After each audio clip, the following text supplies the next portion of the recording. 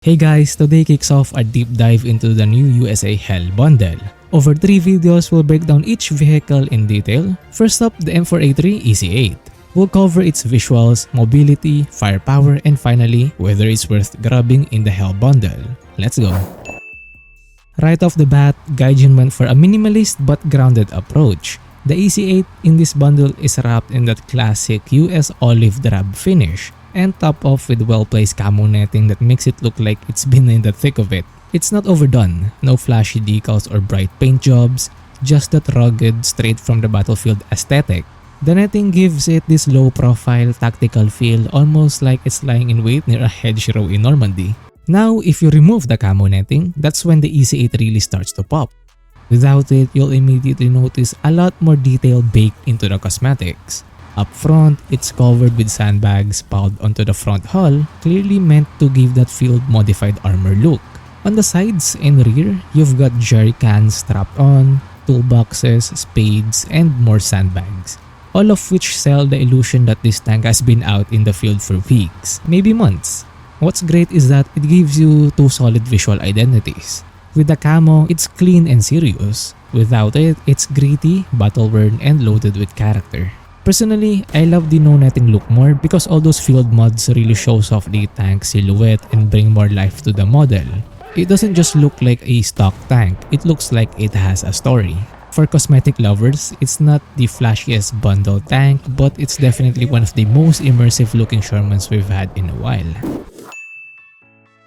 What really sets the EC8 Sherman apart, visually and functionally, is that HVSS suspension or horizontal volute spring suspension. Compared to the older Shermans with VVSS or the HVSS, gives you a smoother ride over rough terrain, better weight distribution for improved side sloping, and quicker acceleration when backing out of danger. In real matches, this means you're a lot more agile when repositioning or picking corners. You can take that shot, dip back into cover, and feel way less clunky doing it, especially if you're used to older Shermans bouncing around like pogo sticks.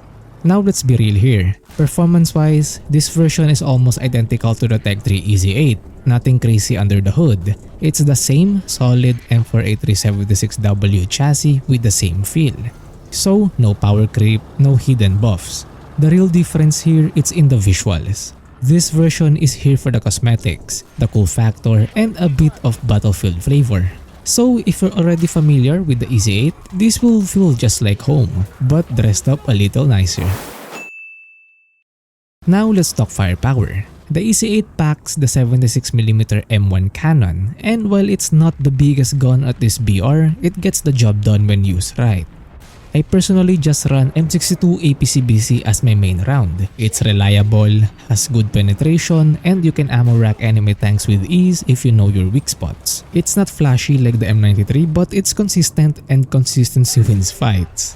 You've also got that trusty 50 cal on the roof, which is great for clearing bushes, spotting sneaky tank destroyers, or just bullying lightly armored vehicles. At this BR, the 76mm isn't the strongest. You'll definitely feel a bit undergunned against tigers or panthers if you don't aim carefully. But in skilled hands, it can one-tap most threats before they even know what hit them. So yeah, it's not top-tier firepower, but it's balanced, dependable, and rewarding to use. If you aim right, it'll take care of the rest. So how do you actually play the EC8? Well, let's be clear, it's not a frontline brawler. That's what the jumbos are for. The EC8 is more of a flex support medium, and if you play it smart, it's super rewarding. Now, gameplay-wise, this version has no mechanical advantage over the Tech 3 one. The gun, armor, and mobility, all the same. But here's where the camo netting makes a huge difference you might not expect. It basically acts like a free built-in bush cover. On forest-heavy maps like Ardennes, Hurtgen Forest, or even jungle, this thing blends in naturally. You become just another clump of leaves from a distance. And here's the thing, even if you're not perfectly hidden, the textured camo netting breaks your silhouette enough that people second guess whether they're seeing a tank or just scenery. You can ambush way more effectively, pick a corner, get your shot off, back into the shade. It's not gonna block shells, and yeah, it's not a pay to win by any means, but for players who love positioning and stealth, this skin gives you a real practical edge. So again, if you pick up this bundle, don't sleep on the visual advantage. Hug those 3 lines, play smart, and you'll be surprised at how many free kills you could pull off by simply being on scene. Alright, final verdict on the EC8 in the Hell bundle. Visuals, clean, tactical, not overdone. The camo netting plus the subtle cosmetics hit the perfect balance. It just looks right for a Sherman. Mobility, that HVSS suspension still slaps. You feel the smoothness, especially when rotating or adjusting positions fast. Firepower, the 76mm still holds up. Pair that with the 50 cal and you've got a reliable punch for mid-tier matches. Playstyle, this isn't your frontline brawler like a Jumbo, but if you play smart, hold down, and support your team, you'll shine. So, is it worth it?